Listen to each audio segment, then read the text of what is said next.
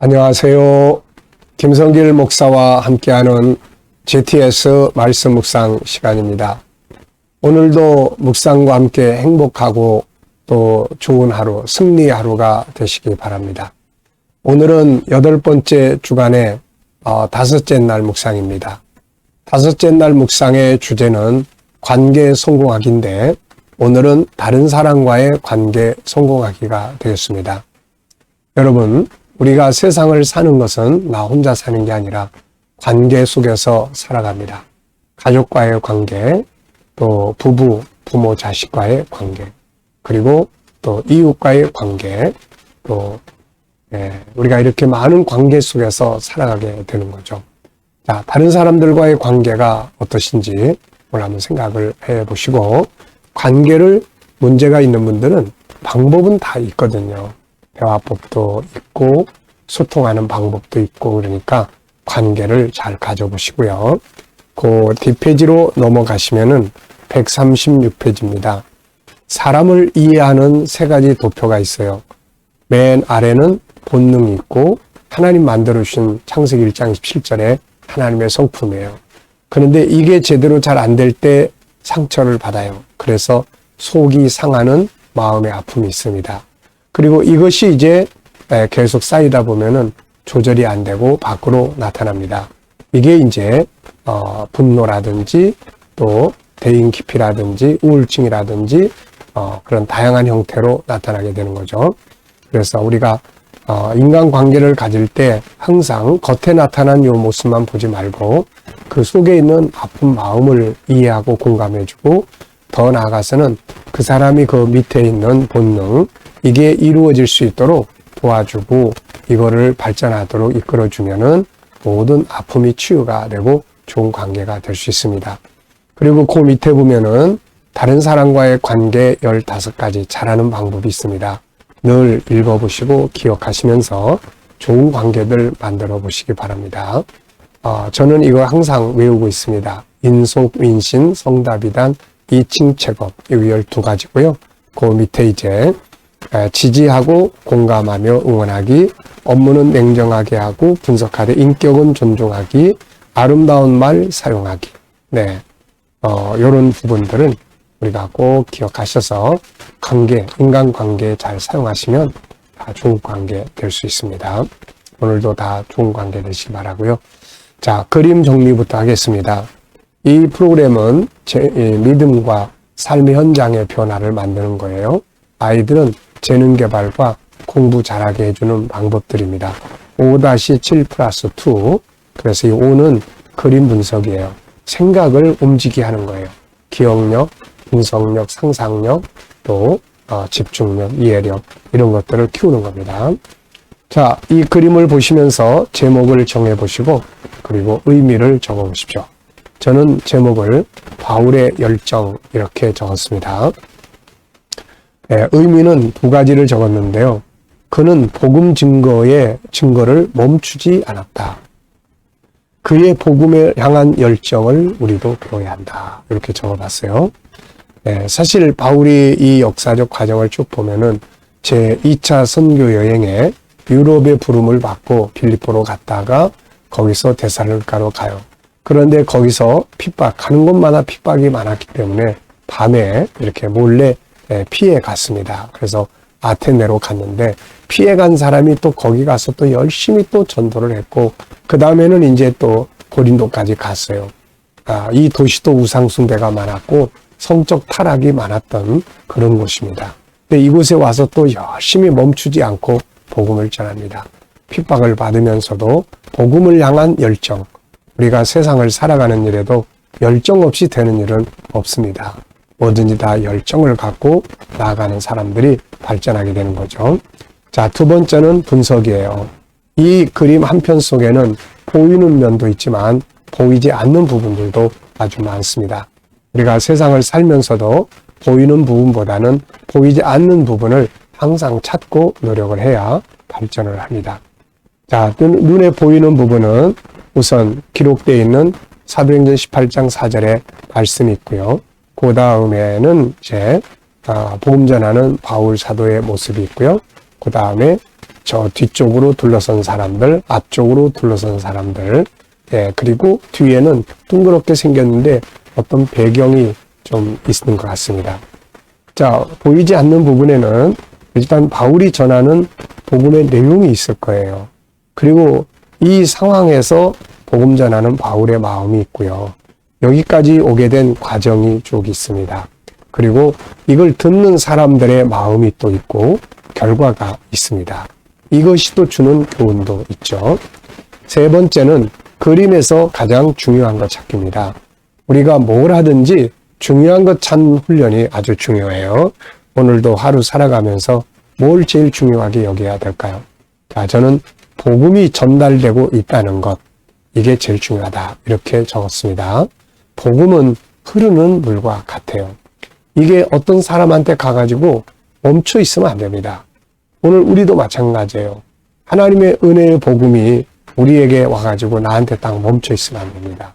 나를 통해서 또 누군가에게 전달되고 흘러가야 되는 거죠. 자, 네 번째는 연상법 훈련입니다. 연상법은 기억력을 키우는 훈련이에요. 그래서 세 가지로 하시는데 먼저 첫 번째는 이 그림을 기억하시면서 그림 속에 있는 장면들을 기억해 보는 거예요. 그 다음에는 이것과 관계된 성경 말씀이나 어떤 사건의 현장들을 기억해 보시면 돼요. 그 다음에는 또 제 인생에서 이것과 비슷한 어떤 경험들이 있으면은 적어 보시면 됩니다. 자, 우선 눈을 감으시고요.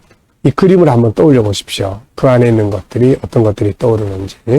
자, 먼저 말씀이 떠오르죠. 말씀이 있고 해당해서 이제 강론하고 유대인과 헬라인을 권면했다는 말씀. 그 다음에 이제 바울이 있고 뒤에 검은 색깔로 나타난 사람이 10명이 쪼르륵 있고요. 앞에는 6명의 이제 사람들이 있습니다.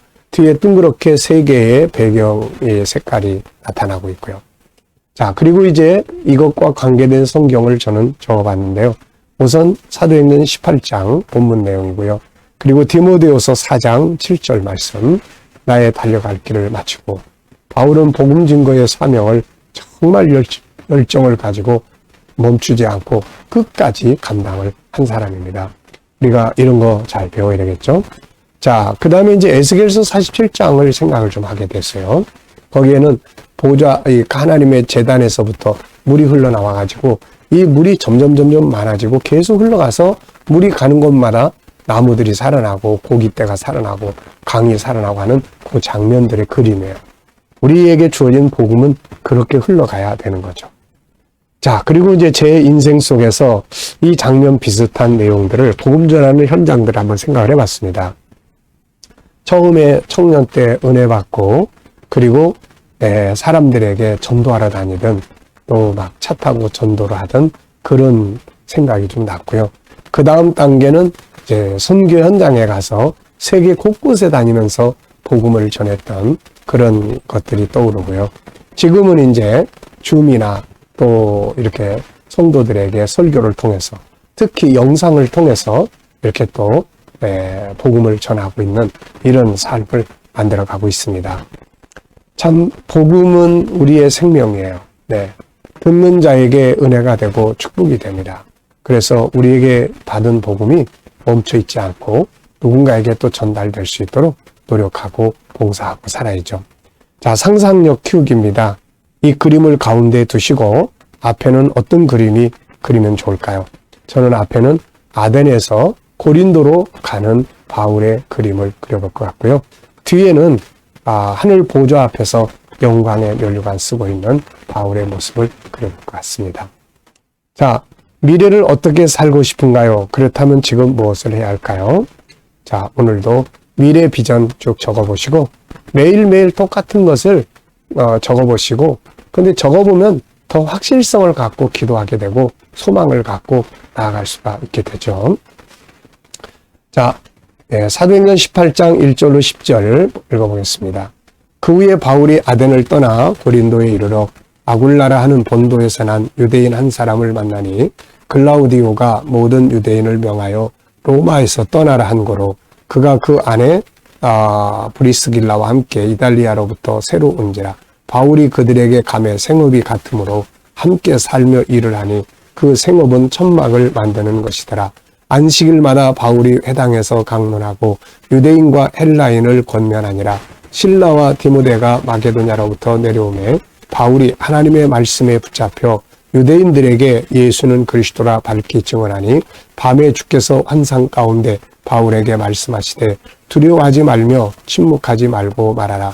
내가 너와 함께 있음에 어떤 사람도 너를 대적하여 해롭게 할 자가 없을 것이니 이는 이 성중에 내 백성이 많음이라 하시더라. 아멘. 오늘이 5째 날입니다. 자, 우리가 그림을 보고 연상했잖아요. 그럼 이 내용을 보고 한번 연상해 보세요. 바울이 아덴에서 고린도로 갔다 하는 것부터 시작해서 그리고 한번 기억해 보세요. 오늘 5째 날이니까 거의 암송이 될 겁니다. 자, 감사한 거 적어 보겠습니다. 어제 하루 살아가시면서 감사했던 것들 쭉 적어 보세요. 평범한 일도 다 감사한 일이고 어려운 일이 있어도 그 속엔 또 감사할 수 있는 조건들이 또 있습니다. 감사는 참 좋은 거예요. 마음을 평안하게 하고 하나님이 일을 하시게 하는 능력의 도구입니다. 그래서 우리가 항상 감사 많이 해야 돼요. 자, 오늘 또 감사한 일들 쭉 적어 보시고요. 또 미래에 대해서 감사할 거 적어 보십시오. 미래의 비전, 그리고 우리들이 가지고 있는 어떤 꿈, 네, 또 마음의 소원, 네, 그리고 이걸 이루어 주실 것을 믿고 감사. 자, 오늘은 다른 사람과의 관계를 잘 갖기 위한 주제를 가지고 있어요. 그래서 이 본문을 다른 사람과의 관계를 잘 갖기 위해서 활용할 수 있는 내용은 뭔가 라는 내용을 질문으로 했습니다. 자, 한번 읽어보시고 가족들이나 주변 사람들과 일하는 동료들과 좋은 관계를 갖기 위해서 내가 할 수 있는 것이 뭔지 한번 적어보십시오. 저는 여기에 특히 5절에 생업이 같음으로 함께 살며 일을 하니 요 내용을 보면서 몇 가지 적어봤어요. 우선 같은 일을 하는 게 참 중요하다. 같은 취미 생활을 하는 것도 중요하고 서로 같은 것을 만들어내는 것이 참 좋은 것 같아요. 이게 인간관계 아주 유익합니다. 우리가 남자들이 서먹서먹 하다가도 군대 갔다 온 사람들이 군대 이야기만 나오면은 그냥 곧 친구가 되어버려요. 또 뭐 같은 고향 이야기만 나오면은 또 금방 친구가 되어버립니다. 그래서 이렇게 같은 일, 또 어떤 공감할 수 있는 일, 뭐 자녀들의 이야기가 나오면 또 그냥 서로 공감대를 형성하게 되고 그러죠. 그래서 같은 일, 같은 취미, 그리고 서로의 삶이나 하는 일에 공감을 하는 거, 함께 하는 거, 이런 것들이 아주 다른 사람과의 좋은 관계를 갖는 유익이 될 수 있습니다. 오늘도 다른 사람과의 관계를 잘 갖기 위해서는 마음에 안 들어도 함께하고 공감하는 일들을 좀 해보시기 바랍니다. 자, 2번째입니다. 브리스길라와 아굴라 부부와 바울이 서로 통역을 하게 됐어요. 이 모습에서 느낄 수 있는 것들은 무엇인가? 저는 2가지를 적어봤는데요. 하나는 일은 혼자 할 수 없다. 그래서 동역이 필요하다. 이걸 적어봤고요. 또 하나는 서로가 복이다 하는 거예요. 브리스길라와 아굴라에게는 바울이 가진 복음이 그들에게 유익이 됐고 또 바울 사도는 함께 동역할 수 있는 이 동역자들이 있다는 것이 그게 너무너무 큰 축복이 되는 거죠. 바울은 나중에 로마서를 쓰면서도 이 브리스길라와 아굴라 부부에 대해서 항상 소개를 합니다. 그만큼 서로 좋은 관계를 가지고 있었던 거죠. 3번째입니다. 다른 사람과 할 때 어려운 점은 무엇이고 좋은 점은 뭘까요? 어려운 점은 어떻게 극복할 수 있을까요? 자, 우리가 서로 성격이 다르고 또 살아왔던 문화가 다르고 또 이런 것들이 다른 사람들이 같이 함께 일하고 함께 산다는 것은 여간 어려운 일이 아니에요. 그래서 어려운 점도 있고 반면에 좋은 점도 있어요. 그래서 어려운 점은 줄이고 좋은 점은 키워가는 거, 이게 아주 중요하죠. 자, 저는 어려운 점은 이렇게 적었어요. 다른 문화. 서로 생각하는 게 다 달라요. 또 살아온 삶의 문화가 달라요. 부부지간에도 마찬가지예요. 그래서 제가 결혼식 주례하면 꼭 부탁하는 게 이제부터 둘이 사는 방법을 공부를 하세요 라고 이야기를 해요. 둘이 대화하는 방법을 공부를 하라고 이야기를 합니다. 어떤 사람은 아내는 예를 들어서 그냥 밥 먹고 그릇을 아무렇게나 놔뒀다가 나중에 한꺼번에 치우는 문화. 남편은 그릇 하나하나를 깨끗하게 하는 문화. 만약에 이렇게 다른 문화가 있다면은 나중에 이게 갈등이 되고 다툼이 됩니다. 그래서 서로 다른 문화가 어렵지만, 그러나 이 어려운 점을 서로 이해하고 상대방은, 그래서 제가 이 가족 상담하거나 남편과의 갈등을 상담을 할 때는 먼저 상대방의 문화를 이해하라고 이야기를 해요. 이해하라는 거. 우선 이해하는 게 중요해요. 그런 다음에, 자, 이제 좋은 점은 뭐냐? 힘이 되고 서로 도울 수 있는 거죠. 혼자 뭘 하려고 그러면 못하는 거를 둘이 같이 하면 할 수가 있거든요. 자, 그 다음에 이제 어떻게 극복할 수 있을까요? 일단은, 저는 3가지를 적었는데요. 일단은 의지가 필요해요. 반드시 좋은 관계를 가지겠다. 방법이 없는 건 아니거든요. 좋은 관계를 가져야 되겠다. 그리고 의지. 그 다음에 2번째는 소통의 방법을 좀 훈련해야 됩니다. 소통의 방법. 예를 들어서 얼굴과 얼굴을 보면은 막 흥분해가지고 대화가 안 되는 사람들. 이런 분들은 소통의 방법을 카톡이나 편지나 이렇게. 그리고 그런 글을 쓸 때도 먼저 고마운 말을 먼저 써주고, 서운했던 걸 뒤에 쓰고. 이런 게 다 방법이거든요. 그러니까 우리가 이런 걸 조금만 훈련을 하면 다 좋은 관계 가질 수 있어요. 우리 G7에서 G7이라는 게 이런 거 회복하는 운동을 하는 거예요. 제가 언어에 관계된, 대화법에 관계된 책만 써놓은 게 3권입니다. 한 번씩 꼭 읽어보시고, 대화 잘 안 되는 분들은 대화법을 좀 공부를 하시면 돼요. 그리고 조금씩 희생을 하는 게 필요합니다. 희생. 다 내 이익을 완벽하게 추구하려고 하면 관계가 다 깨져요. 좀 희생하고 손해보는 거죠. 그러면 관계가 다 좋아져요. 근데 이건 손해가 아니에요. 나중에는 더 좋은 결과를 얻게 되는 거죠. 투자죠, 투자. 자, 5절의 질문 만들어 보겠습니다. 질문이 없으면 변화와 발전이 없습니다. 질문 5번이에요. 5절. 실라와 디모데가 마게도냐로부터 내려오매 바울이 하나님의 말씀에 붙잡혀 유대인들에게 예수는 그리스도라 밝히 증언하니. 네. 자, 여기서 어떤 질문을 만들면 좋을까요? 왜, 무엇을, 어떻게, 만약 이런 단어를 넣으면 질문이 만들어져요. 자, 저는 바울이 붙잡힌 것은 무엇인가? 바울이 뭐에 붙잡혀 있나? 이게 참 중요하거든요. 네. 여기에서 바울은 말씀에 붙잡혀 있어요. 참 복 있는 사람이에요. 말씀에 붙잡혀 있습니다. 성령에 붙잡히는 거죠. 예수님께 붙잡히는 거예요. 그러면 본인도 복이 되고 다른 사람도 복이 돼요. 근데 막 술에 붙잡혀 있거나 도박에 붙잡혀 있거나 막 게임에 붙잡혀 있거나 세상 것들에 붙잡혀 있거나 그러면은 결국 이제 파탄 나는 거죠, 이게. 네. 무엇에 붙잡혀 있는지 한번 잘 살펴보시고요. 나의 변화와 발전에 대해서 스스로 셀프 질문해 보시기 바랍니다. 나의 변화와 발전에 대한 질문 만들어 보는 거예요. 자, 저는 이렇게 적었습니다. 나는 계속 발전하고 있는가? 멈추어 있는가? 나의 발전이 계속 성장하는가? 아니면 멈춰 있는가? 네, 이 질문을 좀 적어서 저를 좀 살펴봤고요. 저는 계속 발전하고 있다. 이렇게 적었습니다. 사실 제 인생은 계속 발전의 인생이다. 이렇게 생각을 해요. 비전이 없던 때에서 비전을 갖게 되는 시기. 비전을 이루기 위해서 살아온 시기. 그 비전을 더 구체화하고 더 활성화시키기 위해서 살아가는 시기. 지금은 더 비전을 더 활성화하고 더 구체화하고 더 세밀하게 만들기 위해서 연구하고 발전해 나가는 시기입니다. 그게 바로 GTS죠. 이 일을 위해서 저는 끊임없이 질문을 하고 살아왔어요. 질문. 네, 그래서 여기까지 왔고요. 이게 때로는 피곤함도 있습니다. 그런데 이게 나의 성장이고 이게 행복이고 축복이고 그래요. 자, 여러분들도 여러분의 변화와 발전에 대해서 질문을 하나 해놓고 생각을 많이 해보세요. 자, 묵상하기입니다. 다 눈을 감으시고요. 네, 묵상이 가장 좋은 시간이죠. 묵상할 때는 항상 3덩어리를 기억하세요. 첫째는 본문 말씀 생각해 보고요. 둘째는 7가지 주제 생각해 보고요.